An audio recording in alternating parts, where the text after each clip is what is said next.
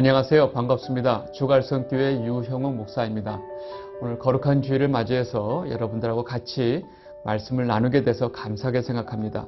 오늘 같이 나누게 될 말씀의 제목은요, 고난의 시대에 우리가 반드시 붙들어야 할 것이라는 제목을 가지고 같이 말씀을 나눠보도록 하겠습니다. 오늘 본문 말씀 먼저 보겠습니다. 하박국 3장 17절에서 18절 말씀.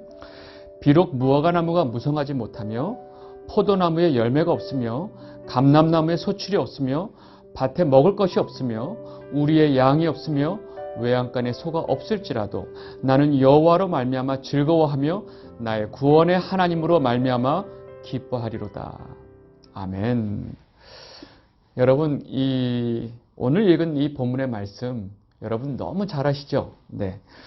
혹시 그 잘 아시는 이유가 여러분들이 성경을 많이 읽어서라기보다는 이 가사로 찬양이 있잖아요. 그 찬양 때문에 좀 이 부분을 잘 알고 계시지 않을까 싶어요. 왜냐면 제가 그렇거든요. 여러분, 오늘 하박국 말씀에 우리가 너무 잘 아는 찬양이 있습니다. 무화과나무 잎이 마르고 포도 열매가 없으며 난 여호와로 즐거워하리, 난 여호와로 즐거워하리. 잘 아시죠? 네, 너무나 유명하고 너무 많이 불렸던 찬양입니다. 제가 대학 시절에 주일학교 교사를 했거든요. 교사를 했는데 그때 그 5학년, 6학년 학생들, 주로 소년부 주일학교 교사를 오래 했는데 1년에 한 번 정도는 중요한 행사가 있어요. 바로 그 여름 수련회죠.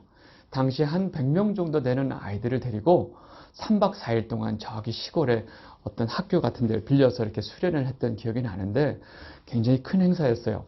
근데 그 수련회 기간 중에 꼭 그 레크레이션 시간이 있습니다.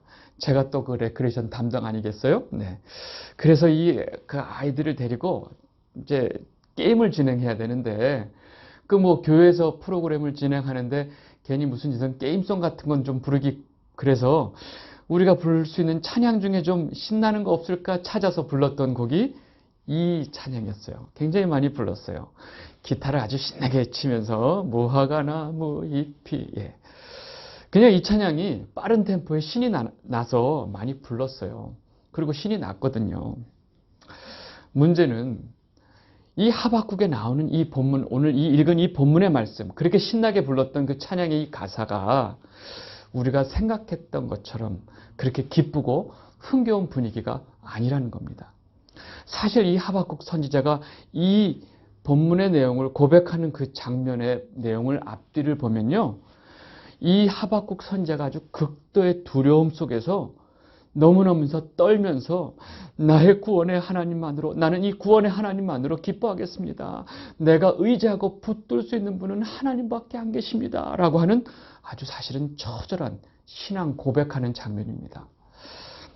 어떻게 하면 이 분위기를 좀 더 이해시킬까 싶어서 비슷한 분위기의 고백을 찾아봤더니 욥기가 있습니다. 여러분 욥 잘 아시죠? 욥이 그 많은 재산과 많은 자녀들이 있었지만 어느 날 갑자기 한순간에 그 재산들이 다 날아가고, 그죠? 양, 염소, 낙대, 그 암소들 다 한날에 다 죽잖아요. 그리고 그 같은 날에 자녀들까지 다 죽는 사건이 있습니다. 그 슬픔을 감당할 수도 없는 그 상황에서 그때 욥이 그 입에서 뭐라고 하냐면 주신이도 여호와시오, 거두신이도 여호와시오, 여호와 이름이 찬송을 받을지이다 라고 고백하는 장면이 나와요. 욥기 1장 20절에서 21절 보겠습니다. 욥이 일어나 겉옷을 찢고 머리털을 밀고 땅에 엎드려 예배하며 이르되 내가 모태에서 알몸으로 나왔사온즉 또한 알몸이 그리로 돌아갈지어라. 주신이도 여호와시오, 거두신이도 여호와시오니 여호와 이름이 찬송을 받으실지어다 하고, 여러분 지금 욥이 이 고백을 할 때 상황이 어땠냐면요, 겉옷을 찢고 머리털을 밀고 땅에 엎드려 경배하며 고백하고 있는 장면이 나와요. 여러분 이 옷을 찢고 머리털을 민다고 하는 것은 한 인간이 겪는 애통함과 고통에 가장 심할 때 이런 표현을 씁니다.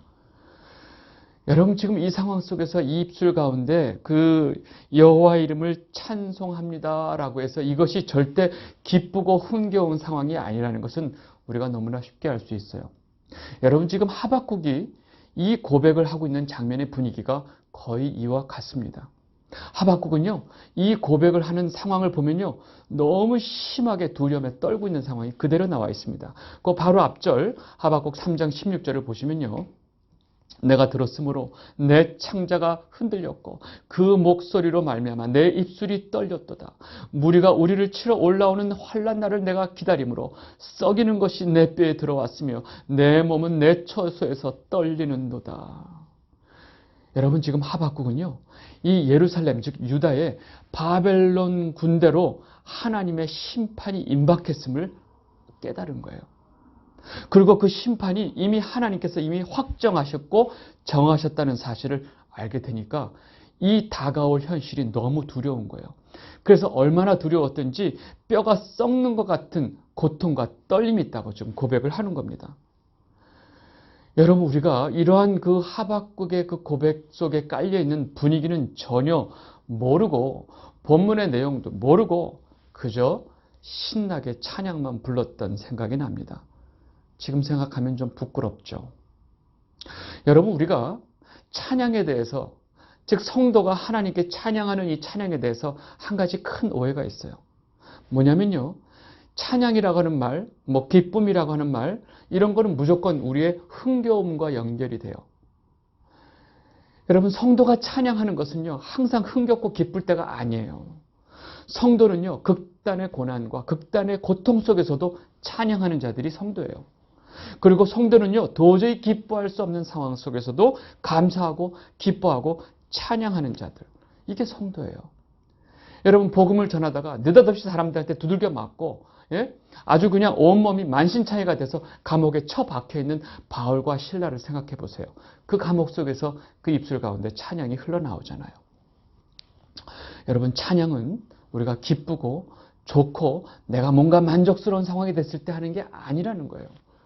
찬양은요, 우리의 상황과 상관없이 찬양 받으시기에 합당하신 주님께, 하나님께 우리가 찬양을 하는 거예요.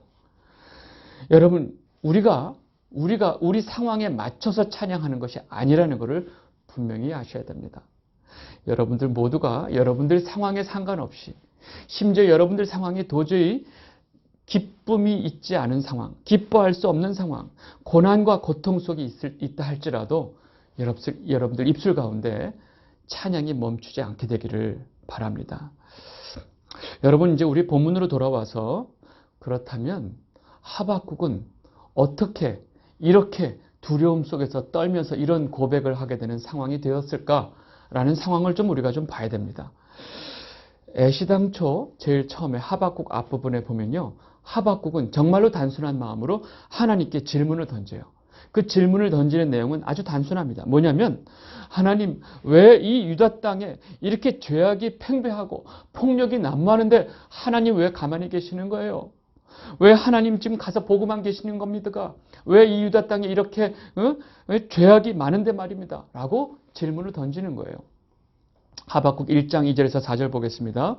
여호와여 내가 부르짖어도 주께서 듣지 아니하시니 어느 때까지리까? 내가 강포로 말미암아 외쳐도 주께서 구원하지 아니하시나이다. 어찌하여 내게 죄악을 보게 하시며 패역을 눈으로 보게 하시나이까? 겁탈과 강포가 내 앞에 있고 변론과 분쟁이 일어났나이다. 이러므로 율법이 해이하고 정의가 전혀 시행되지 못하오니 이는 악인이 의인을 에워쌌으므로 정의가 굽게 행하여 지민이이다. 하박국이 굉장히 하나님 앞에 약간 흥분돼서 항변을 하고 있죠. 하나님은 어찌하여 이 예루살렘에 이 유다 땅에 폭력과 불법이 난무하고 있는데 하나님 도대체 뭐하고 계신 겁니까? 내가 하나님께 여러 번 부르짖어도 왜 대답을 하지 않습니까? 라고 큰 소리치고 있는 거예요. 어찌하여 악한 자들이 의인들을 에워싸고 있고 모든 정의가 굽고 율법이 해지고 있는 이 상황 속에서 왜 하나님은 가만히 계십니까? 라고 지금 하박국이 하나님한테 굉장히 항변을 하고 있죠. 여기서 이 본문의 내용 속에서 제일 중요한 게 뭐냐면 자기 눈으로 패역을 보고 있고 자기 눈으로 이 겁탈과 강포가 내 눈앞에 있는데 왜 하나님 가만히 계십니까? 이래요. 여러분 여기서 하박국이 굉장히 착각하고 있는 게 하나가 있죠. 어쩌면 우리 모두의 착각일 수 있어요. 뭐냐면 자기는 뭐예요? 완벽한 의인이에요. 자기 눈앞에 이렇게 강포가 있고 자기 눈앞에 이런 폐역을 볼 수 있는, 보면 안 되는 의인이에요. 이런 것을 견딜 수 없는 의인이라고 하는 전제가 깔려 있습니다. 이런 전제를 깔고 하박국이 하나님께 아주 대놓고 항변을 하고 있는 거죠. 이런 하박국의 질문에 하나님께서 대답을 하고 계세요. 뭐라고 대답하시냐면 하나님은 한마디 해요. 내가 이 유다 땅, 즉 예루살렘, 네가 말하는 이 유다 나라를 내가 심판하기 위해서 내가 갈대아 사람을 준비하고 있다. 그들은 너희들이 사용하는 폭력보다 더 큰 폭력을 가지고 너희들에게 폭력을 행사할 거야. 그리고 그들은 무조건 앞으로 나가면서 너희들을 모래같이 다 사로잡고 너희들에게 폭력을 행할 거야. 내가 이 갈대아 군대, 즉 바벨론을 이용해서 네가 말하는 그 유다를 내가 다 심판할 거야. 라고 좀 말씀하시는 거예요. 하박국 1장에서 6절하고 9절을 보겠습니다. 보라, 내가 사납고 성급한 백성, 곧 땅이 넓은 곳으로 다니며 자기의 소유가 아닌 거처들을 점령하는 갈대아 사람을 일으켰나니.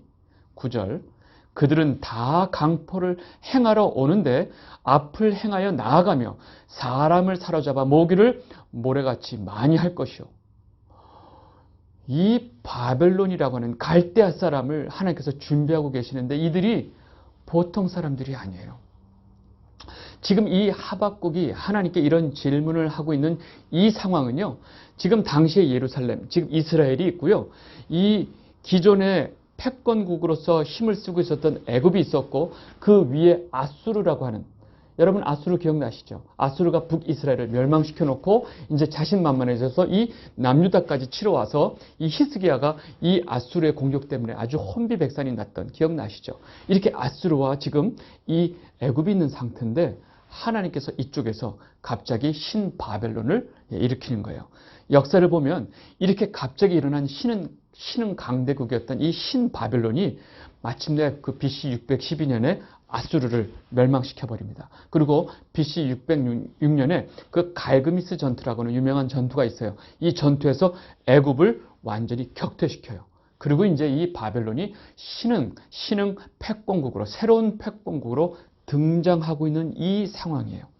이 상황 속에서 하나님이 이 하박국에게 이 바벨론에 대해서 뭐라고 설명하고 있냐면, 이들은 말이야 열방 모든 왕들을 다 멸시하고 어떤 견관성도 다 비웃으면서 다 취할 것이야.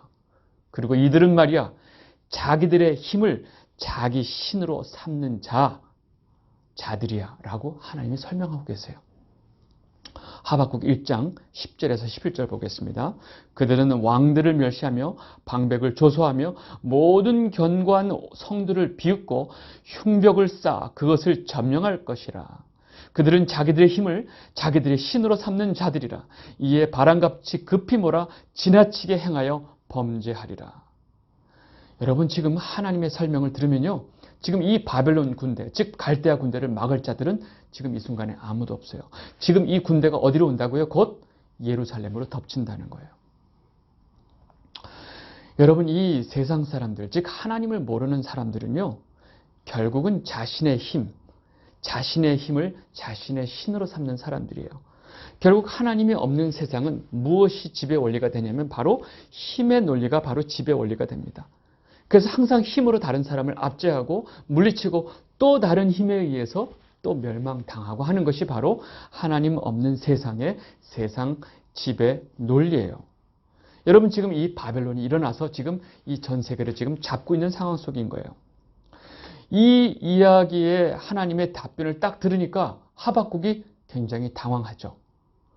자기는 그저 이 유다 안에 벌어지고 있는 그 악한 자들에 대해서 하나님께서 좀 어떻게 좀 심판해 주시기를 바라고 있었는데 하나님의 대답은 그런 게 아니에요. 내가 유다를 심판할 거야 그래요. 유다 전체를 심판할 거야. 바벨론을 들어서 유다 전체를 심판할 거야 라는 지금 계획을 얘기하니까 지금 하박국이 당황했어요. 그러면서 지금 하박국이 뭐라 그러냐면요, 하나님 어찌하여 그런 악한 바벨론 같은 사람들, 갈대아 사람들을 가지고 이 의인들 유다를 지금 치게 할 수 있습니까? 어떻게 그들이 우리 이 악인들이 의인을 삼키는 것을 하나님께서 허락하실 수 있습니까? 하나님께서는 그 폐역을 참아 보지 못하시지 않습니까? 라고 지금 슬쩍 당황해서 이런 얘기를 해요. 하박국 1장 13절 보겠습니다. 주께서는 눈이 정결하심으로 악을 참아보지 못하시며 패역을 참아보지 못하시거늘 어찌하여 거짓된 자들을 방관하시며 악인이 자기보다 의로운 사람을 삼키는데도 잠잠하시나이까. 여러분, 지금 아까 하박국이요, 자기 눈에 패역을 보고 자기가 악을 보고 막 이런 얘기하다가 이제 지금 분위기가 바뀌었어요. 상황이 지금 심각하니까 하나님이 차마 악을 보지 못하시는 분인데 어찌하여 이런 것을 방관하십니까? 라고 슬쩍 뒤로 빠지면서 얘기를 하죠. 여러분, 놀라운 건 지금 악인이 바뀌었다는 거예요. 아까 말하는 그 악인은 이 유다 내에서 악을 행하는 자들이었어요. 별로 심각하지 않았죠. 근데 지금 하나님께서 바벨론을 들어서 유다를 친다고 하니까 갑자기 누가 악인이 됐어요? 이 바벨론이 악인이 되고 유다 전체가 갑자기 의인이 돼버렸어요. 이렇게 말하는 하박국에 하나님이 아주 결정타를 날려버립니다. 아주 무서운 대답을 하세요. 바로 뭐냐면요, 모든 것은 정한 때가 있다. 그리고 이 모든 것은 정해져 있고 속히 이 모든 상황은 이루어질 것이고 더디다 할지라도 금방 응할 것이다. 그리고 잘 들어, 아무리 내가 이 바벨론을 들어서, 무서운 이 바벨론을 들어서 너희를 치고 심판한다 할지라도 그 모든 상황 속에서 믿음을 가지고 있는 자들, 즉 믿음을 가지고 있는 의인들은 자신들의 믿음으로 말미암아 다 살 거야 라고 얘기를 하시는 거예요. 그리고 내가 사용하는 이 바벨론, 이 너희들의 심판의 칼날로 쓰는 이 바벨론도 그들의 교만으로 내가 때가 되면 다 심판할 거야 라고 말씀하시는 게 하나님의 대답이에요. 하박국 2장 3절에서 4절 말씀, 이 묵시는 정한 때가 있나니 그 종말이 속히 이르겠고 결코 거짓되지 아니하리라. 비록 더딜지라도 기다리라. 지체되지 않고 반드시 응하리라. 보라, 그의 마음은 교만하며 그 속에서 정직하지 못하나 의인은 그의 믿음으로 말미암아 살리라. 여러분, 지금 하나님께서 이렇게 무서운 그 심판, 혼란 속에서도 의로운 자들, 즉 자신의 믿음을 가진 자들은 자신의 믿음으로 말미암아 산다고 지금 얘기하고 계신 거예요. 지금 여기까지 얘기가 되니까 하나님은 지금 하박국에게 무슨 얘기 하냐면, 하박국 너 잘 들어. 너는 지금 남들 걱정할 때가 아니야. 네 스스로 네가 하나님 앞에, 내 앞에서 의인인지부터 점검해봐 하는 거예요. 네 믿음부터 챙겨라고 얘기하는 거예요. 여러분, 바벨론이 이미 오는 것은 정해져 있고 지금 갑자기 하박국은 자기가 생각하고 있는 자기 자신이 의인인가에 대한 질문을 딱 던지시니까 갑자기 흔들리기 시작하는 거예요. 여러분, 여기서 우리가 잠깐 정리해야 될 게 있어요. 바로 뭐냐면 누가 의인이고 누가 믿음을 가진 자냐 하는 거예요. 왜요? 오직 의인은 그 믿음으로 말미암아 살리라. 즉 믿음을 가진 자, 의인만 산다는 거 아니에요. 누가 의인이고 누가 믿음을 가진 자라느냐 하는 얘기예요. 여러분, 이 문제는요, 우리는 이미 성경 전체를 통해서 오로지 하나님 앞에 의인이다라고 일컬음을 받을 수 있는 자는 그 믿음으로만 가능하다는 것을 우리는 이미 알고 있습니다. 여러분 아시죠? 여러분, 아브라함이 하나님께 하나님을 믿음의 의로 여기시니 하는 장면서부터 시작해서 오로지 성경 전체에서 하나님께 의인으로서 인정받을 수 있는 것은 오로지 무엇으로? 믿음으로. 그죠?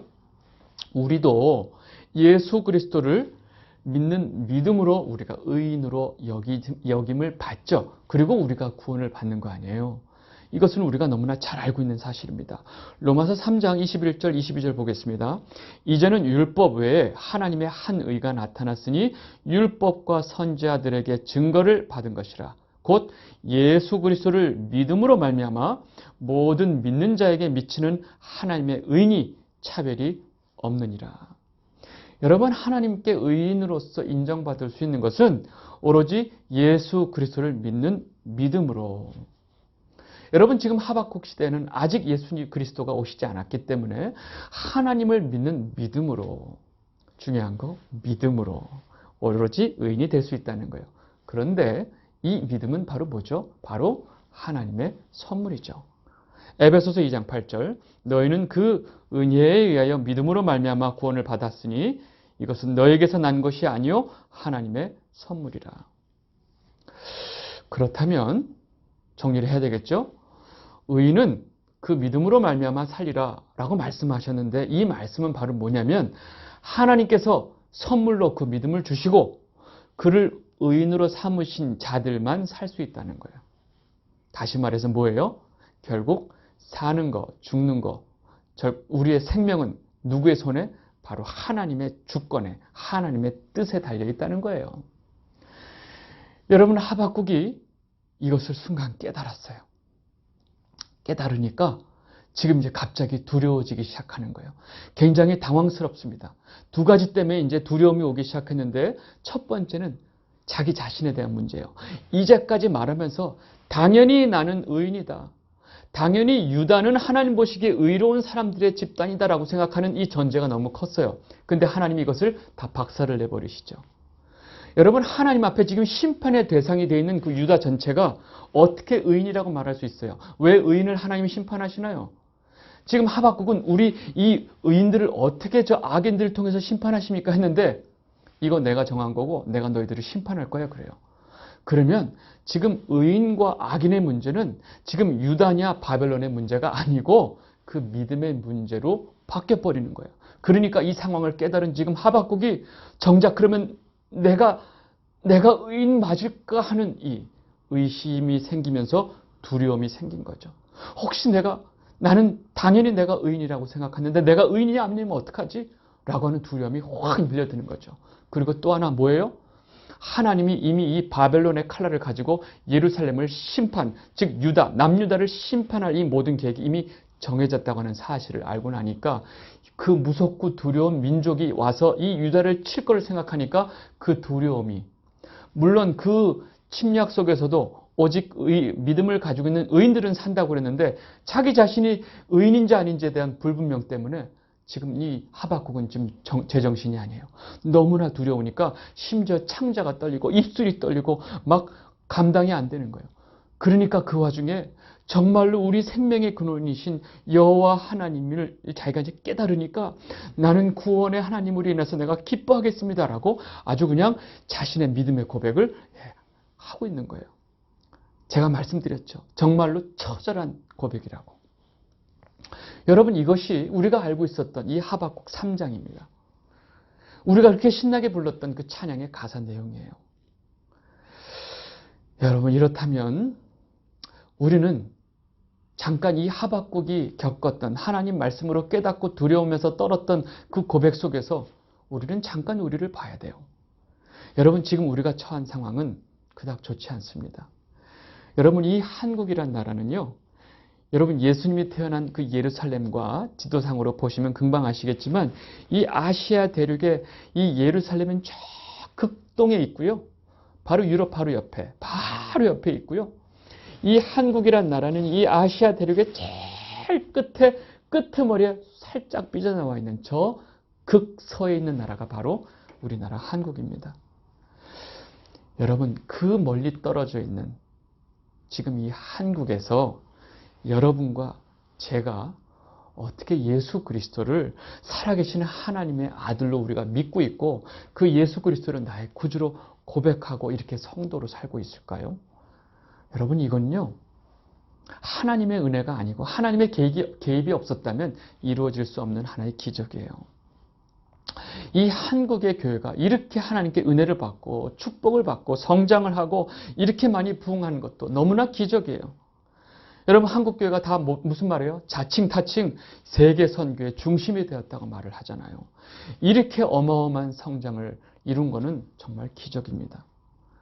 그런데 하나님이 이 멀리 떨어져 있는 이 한국교회에 이렇게 부흥을 주시고 이렇게 하나님의 은혜를 베풀어 주셨는데 지금 우리의 모습을 한번 돌아봤으면 좋겠어요.